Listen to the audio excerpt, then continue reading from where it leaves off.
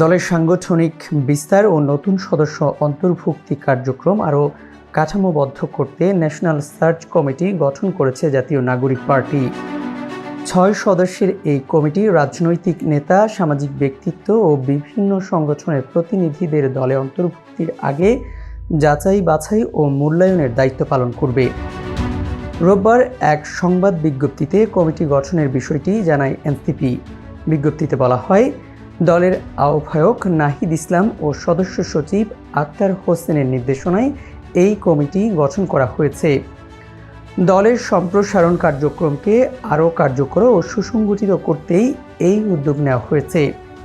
কমিটির সদস্যরা হলেন এনসিপির মুখপাত্র আসিফ মাহমুদ সজীব ভুঁইয়া, সিনিয়র যুগ্ম আহ্বায়ক সামান্তা শারমিন ও আরিফুল ইসলাম আবিদ, যুগ্ম আহ্বায়ক সারওয়ার তুষার, যুগ্ম সদস্য সচিব আবদুল্লাহ আল আমিন এবং যুগ্ম আহ্বায়ক আলী আহসান জুনায়েদ।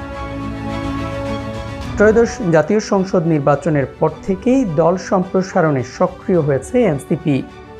গত 19 এপ্রিল এবি পার্টি, আপ বাংলাদেশ ও বৈষম্যবিরোধী ছাত্র আন্দোলনের প্রায় অর্ধশত নেতাকর্মী দলটিতে যোগ দেন। এরপর 24 এপ্রিল বিএনপির বহিষ্কৃত নেতা ইসাক সরকার, শেরেবাংলা একে ফজলুল হকের নাতনি ফেরসামিন হক, ইকবাল ফ্লোরা, কন্টেন্ট ক্রিয়েটর নুরুজ্জামান কাফি এবং ঢাকা বিশ্ববিদ্যালয়ের সাবেক শিক্ষার্থী মহিউদ্দিন রনি সহ আরও কয়েকজন এনসিপিতে যোগ দেন।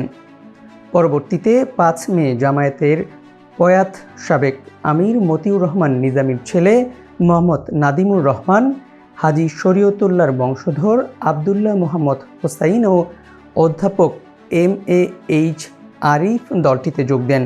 সর্বশেষ গত 8 মে গণ অধিকার পরিষদ, বৈষম্য বিরোধী ছাত্র আন্দোলন, জুলাই রেভলিউশনারি অ্যালায়েন্স ও আপ বাংলাদেশের কয়েকজন যোগদান করেন।